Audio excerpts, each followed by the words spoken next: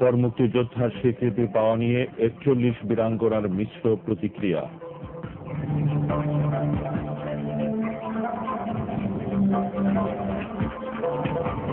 টাঙ্গাইলের মধুপুরে ট্রাক চাপায় সিএনজি অটোরিকশার চালক সহ ২ যাত্রী নিহত। রাজধানীতে ছিনতাইকারীর হামলায় রিকশা চালকের মৃত্যু।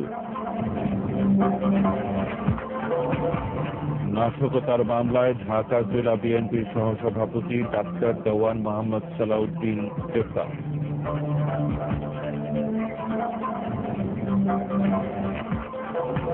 এবং আইএস সহ বিভিন্ন জঙ্গি দমনে সিরিয়ার বিদ্রোহীদের সহায়তা দিতে মস্কো প্রস্তুত, বললেন রুশ পররাষ্ট্রমন্ত্রী।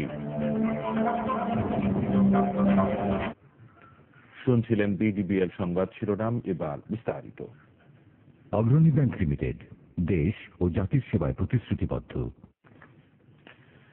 স্বাধীনতার ৪৪ বছর পর ৭১ নির্যাতিত নারীদের মুক্তিযোদ্ধার স্বীকৃতি দেশের নানা মহলে প্রশংসা পেলেও বীরাঙ্গনাদের প্রতিক্রিয়া কিছুটা ভিন্ন। সরকারের এই উদ্যোগকে স্বাগত জানালেও তাদের অনেকে মনে করেন, যেহেতু অনেকদিন হয়ে গেছে তাই শুধু ৪১ জনকে না দিয়ে আরেকটু সময় নিয়ে সবাইকে এই স্বীকৃতি দেয়া হলে ভালো হতো। এমনই কথা বললেন সিরাজগঞ্জের ১৩ জন বীরাঙ্গনা। এদিকে এমন অনেক স্থান রয়েছে যেখানে এই উদ্যোগের খবর পর্যন্ত পৌঁছায়নি। এমনই একটি অঞ্চল ঠাকুরগাঁওয়ের রানী সংকুল। সিরাজগঞ্জ থেকে ফেরদৌস হাসান ও ঠাকুরগাঁও থেকে ফিরোজ আমিন সরকারের রিপোর্ট, জানাচ্ছেন সাদিয়া মাহজুবিন ইমাম। ১৯৭১ সালে পাক হানাদার বাহিনীর হাতে নির্যাতনের শিকার ৪১ বীরাঙ্গনাকে মুক্তিযোদ্ধার স্বীকৃতি দিয়ে গত ১২ অক্টোবর তালিকা প্রকাশ করে মুক্তিযুদ্ধ বিষয়ক মন্ত্রণালয়, যার মধ্যে সর্বাধিক সিরাজগঞ্জের ১৩ জন বীরাঙ্গনা রয়েছেন।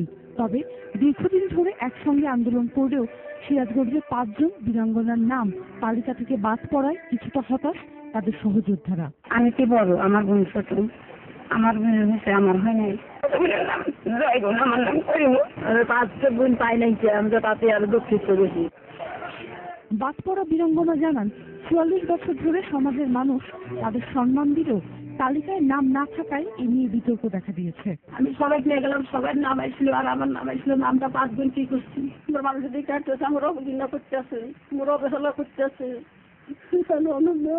এসব ঘটনার পরিপ্রেক্ষিতে সাংবাদিকদের জেলা প্রশাসক জানিয়েছেন, বিষয়টি স্পর্শকাতর বলে সরকার ধীরে ধীরে কাজটি সম্পন্ন করছে।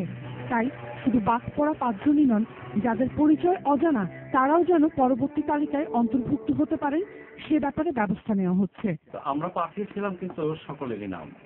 তো এই তালিকাটাই যেহেতু শেষ তালিকা নয়, আরো তালিকা হওয়ার সুযোগ থাকছে, যে জন্য আমরা মনে করছি যে পরবর্তীতে কোনো তালিকা টানানো। এদিকে ঠাকুরগাঁও রানী সংকুলের ৬ জন বীরাঙ্গনার নাম মুক্তিযোদ্ধা হিসেবে স্থান পেয়েছে নতুন তালিকায়। সেখানে বাদ পড়েছে বেশ কয়েকজন বীরাঙ্গনার নাম। আমরা কি করে খাবো? আমাদের জীবনের গতি করে দেন আর আমাদের সম্মান দেন। আমার ইস্তাহি নাই, আমার কোনো রেশন নাই, আমার কাঠ নাই। তবে স্থানীয় সংসদ সদস্য জানিয়েছেন, পরবর্তী পর্যায়ে বাদ পড়া বীরাঙ্গনাদেরও স্বীকৃতি দেওয়া হবে। 2 লক্ষেরও বেশি সংগ্রাম হারানো মা বোনদের ত্যাগের বিনিময়ে আজকের এই বাংলাদেশ।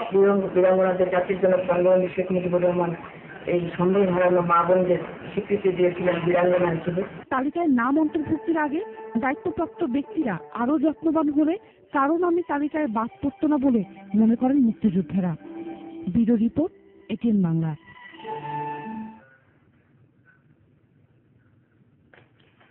টাঙ্গাইলের মধুপুরের লক্ষ্মীপাড়ায় ট্রাক চাপায় সিএনজি অটোরিকশার চালক সহ 2 যাত্রী নিহত হয়েছেন, আহত হয়েছেন আরো 2 জন। পুলিশ জানায়, সকাল 7টার দিকে ময়মনসিংহ টাঙ্গাইল মহাসড়কে দুর্ঘটনা ঘটে। সিএনজি অটোরিকশাটি ঘাটাইল থেকে মধুপুর যাওয়ার পথে বিপরীত দিক থেকে আসা একটি ট্রাক সেটিকে চাপা দেয়। এতে ঘটনাস্থলে 3 জন নিহত হন। তাদের সবার বাড়ি ঘাটাইল এলাকায় বলে জানিয়েছে পুলিশ।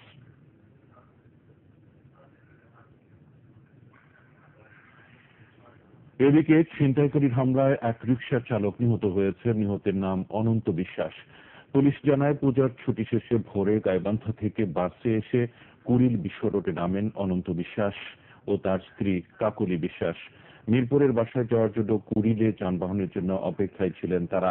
এ সময় পিছন দিক থেকে একটি প্রাইভেট কারে কয়েকজন এসে তাদের ওপর হামলা চালিয়ে স্বর্ণ ও নগদ টাকা নিয়ে দ্রুত পালিয়ে যায়।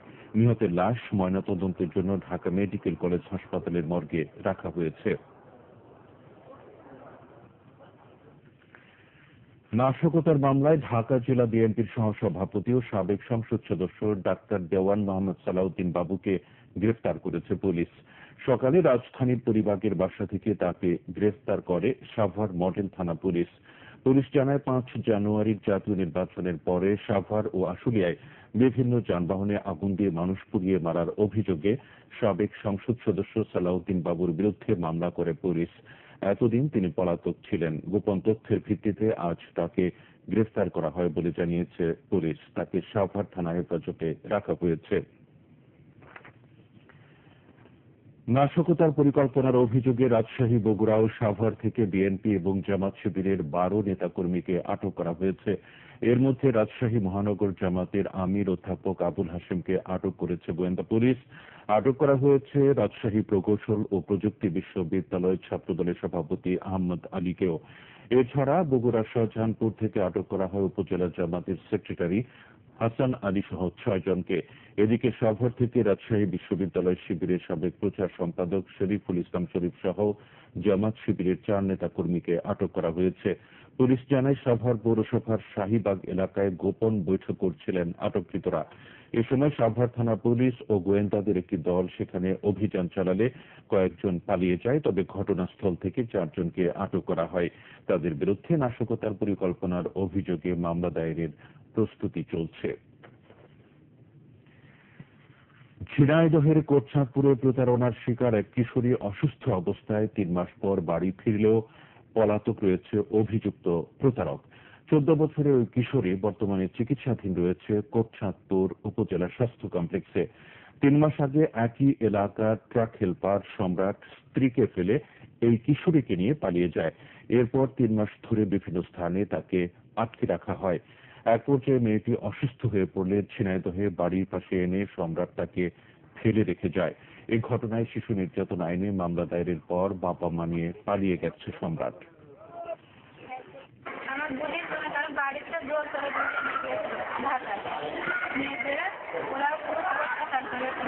সম্রাট মনে করেন আগে বউ ছিল, সেই বউ ছেড়ে ওই পপি নামের ওই মেয়েটা নিয়ে আজকে 4 মাস মনে করেন ঢাকায়। সেই ওই মেয়েটার এখন করুণ সমস্যা। তার বাবা বাদী হয়ে 6 জনকে আসামি করে একটা মামলা দেয়।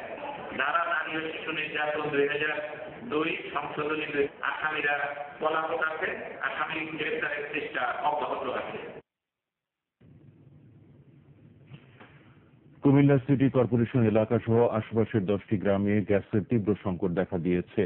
বারবার সংশ্লিষ্ট কর্তৃপক্ষকে জানানো হলেও দিনে 2 থেকে 3 ঘন্টার বেশি গ্যাস না পাওয়ায় চরম ভোগান্তিতে পড়েছেন সাধারণ মানুষেরা। তবে দ্রুত এই সমস্যার সমাধানের আশ্বাস দিয়েছেন বাখরাবাদ গ্যাস সিস্টেমস লিমিটেডের কর্মকর্তারা। কুমিল্লা থেকে খায়রুল হাসান মালিকের রিপোর্ট, জানাচ্ছেন শফিকুল ইসলাম শামীম। কুমিল্লা সিটি কর্পোরেশন এবং এর আশপাশের এলাকাগুলোতে গ্যাস সংকট দিন দিন তীব্র হচ্ছে। দিশাবন্ধ শ্রীমতপুর, লক্ষ্মীনগর, রামপুর সহ সিটি কর্পোরেশনের দক্ষিণ অংশের 10টি গ্রামে গ্যাস থাকে ভোর 5টা থেকে সকাল 8টা পর্যন্ত। আবার বিকেলে গ্যাস আসলেও থাকে অল্প সময়ের জন্য। এই সময়ের মধ্যে রান্না সহ অন্যান্য কাজ করতে হিমশিম খেতে হয় সবার। সমস্যা সমাধানে গ্যাস কর্তৃপক্ষকে জানিয়েও কোনো লাভ হয়নি। 6:30 সময় চলে যায় গ্যাস, আর দিনে 3:30টার সময়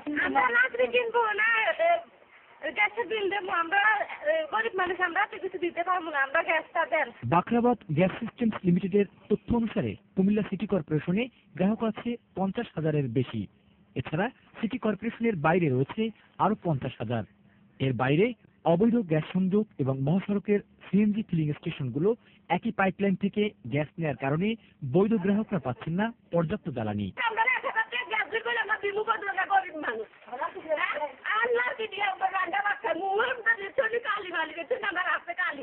প্রায় 3.5 বছর বন্ধ থাকার পর 2013 সাল থেকে জেলায় নিয়মিত গ্যাস সংযোগ দেওয়া হলেও সরবরাহ লাইনের উন্নয়ন না করায় এমন পরিস্থিতি সৃষ্টি হয়েছে বলে জানিয়েছেন বাখরাবাদ গ্যাস সিস্টেমস লিমিটেডের ব্যবস্থাপনা পরিচালক। আমরা হাই গ্যাস প্রেসার লাইন থেকে সম্ভাব্য কয়েকটা অপটেট থেকে আমরা ব্যালেন্সিং লাইন করছি। শীতের মধ্যেই এই লাইনগুলো কমপ্লিট করে ফেলতে পারবো, তখন লো প্রেসার গ্যাস জনিত সমস্যা দূর হবে। তবে শিগগিরই এই সংকট সমাধানের আশ্বাস দিয়েছেন তিনি। Bureau report, ATN Bangla. সরকারি স্বাস্থ্যসেবার বেহাল দশায় মানিকগঞ্জে ব্যাঙের ছাতার মতো গড়ে উঠেছে প্রাইভেট ক্লিনিক ও ডায়াগনস্টিক সেন্টার। সেগুলোর বেশিরভাগই নেই নিজস্ব ডাক্তার কিংবা পরীক্ষক, অথচ করা হচ্ছে অপারেশন সহ বিভিন্ন ধরনের স্বাস্থ্য পরীক্ষা। সরকারি ডাক্তাররা এসব প্রতিষ্ঠানে যেতে পরামর্শ দিচ্ছেন বলে জানিয়েছেন রোগীরা। মাহবুব কবির চপরের ধারাবাহিক প্রতিবেদনের আজ শেষ পর্ব।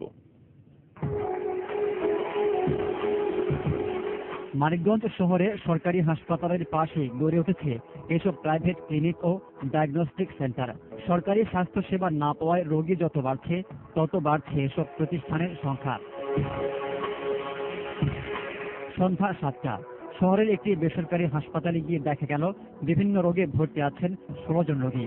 কারো কারো অপারেশন করা হয়েছে, কিন্তু সব সময় থাকেন না বিশেষজ্ঞ ডাক্তার। রোগীর সমস্যা হলে কল করে ডাক্তার আনা হয়।